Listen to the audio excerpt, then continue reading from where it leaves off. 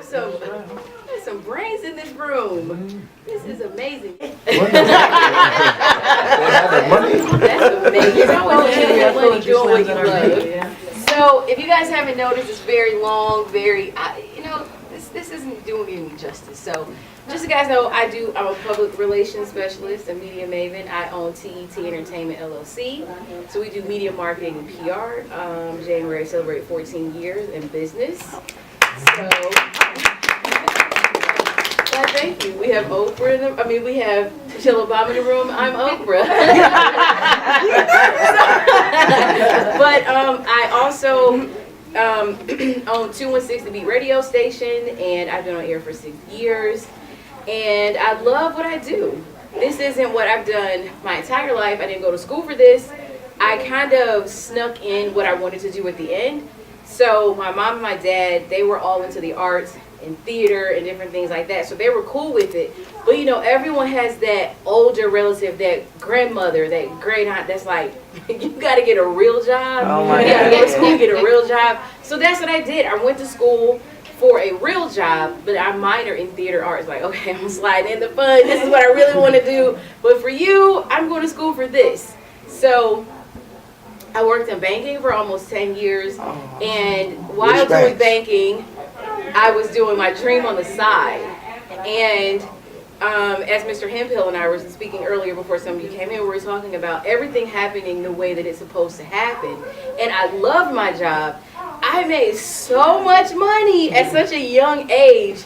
Like, for my age, I was rich. But after a while, it just didn't feel great to go to work at all.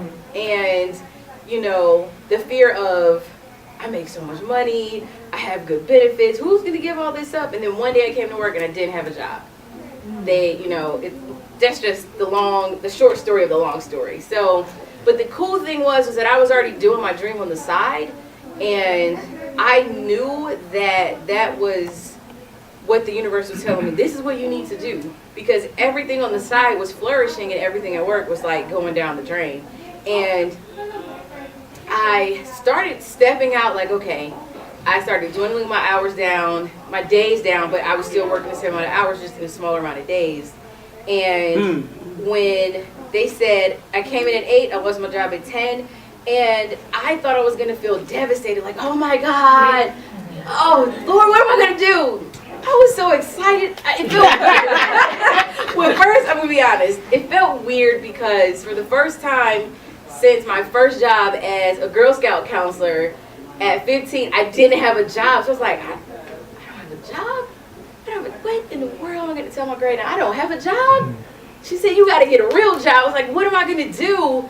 And then after that initial shock, the next morning when I realized that I didn't have to wake up and be anywhere, and I didn't have to call in and say that I wasn't coming, I didn't have to pick out an outfit that was appropriate for the standards. I had to wear suits every day.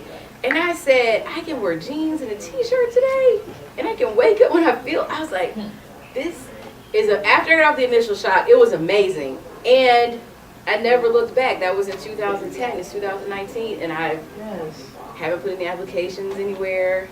I'm not going to say that I haven't tried to pull out strands of hair. Being an entrepreneur is not easy, but the rewards feel great.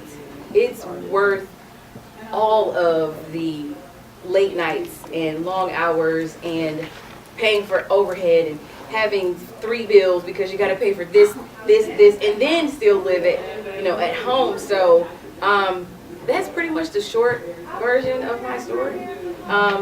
So I know some of you work for businesses and some of you work for yourselves.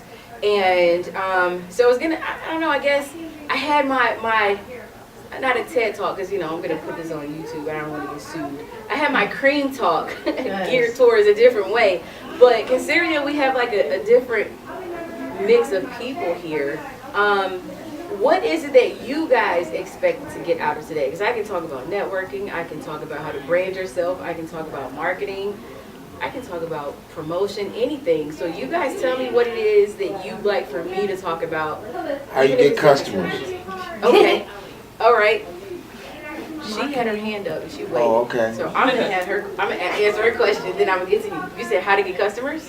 Okay, what's your question? How to turn a dream or an idea into like something real. Okay, so are you speaking in regards to your cosmetology business? So I'm assuming this is something that you really, really love, correct? Mm-hmm. So have you already gotten, do you have a name for your business? Nope.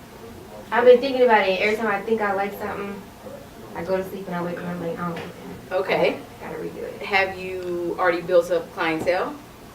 Not yet. Okay, so you're in the beginning stages. So the first thing that you want to do is create your brand.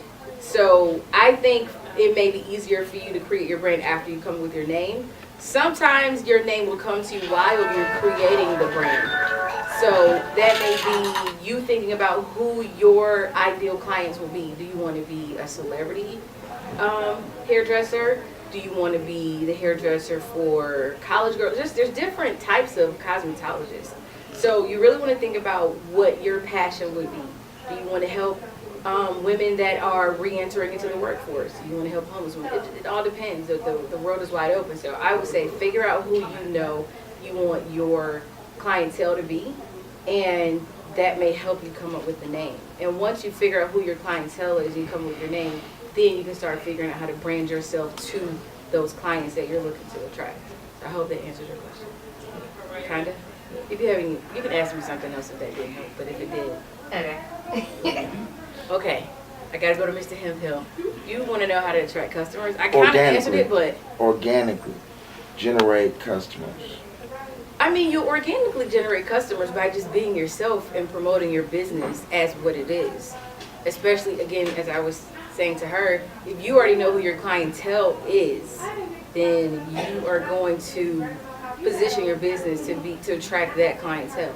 So whether it be coming to events like this, setting up a table because you know that this event is going to have the people that you want as customers, and then you figure out your pitch or your sales pitch, and you pitch it to everybody.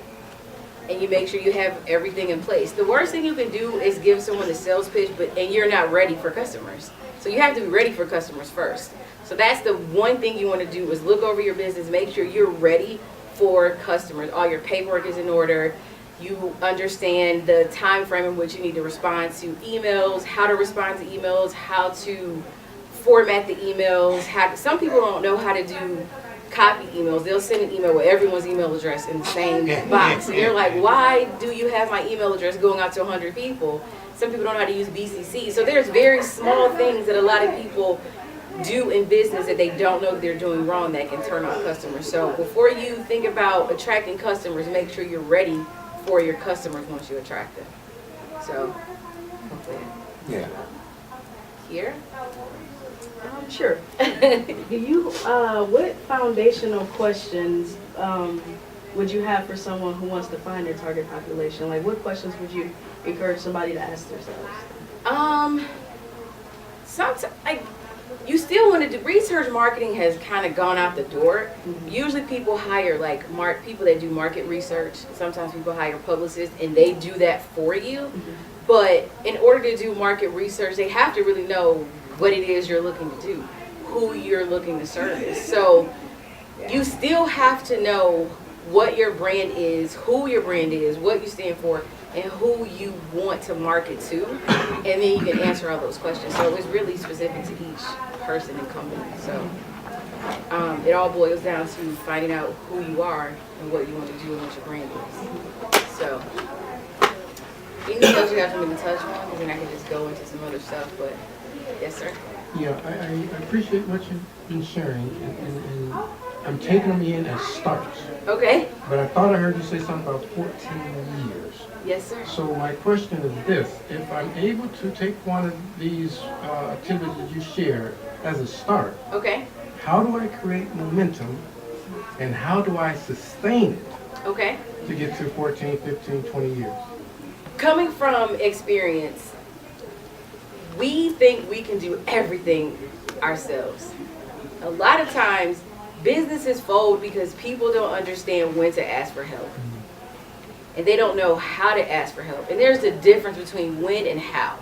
Because you are passionate about your brand, you're passionate about your business, you know how you want things to go, but sometimes you don't verbalize it properly to the person that you need help from, and they aren't helping you the way you need them to help you, and it results in people arguing. You know, you might ask your friend or significant other, but you didn't tell them the way you wanted to tell them, and they're getting it wrong, so now it's hard to separate. Sometimes it's hard to ask your significant other or a friend or a relative to help you because they know you as Uncle such and such. But when you're at work, I'm the boss, so they can't differentiate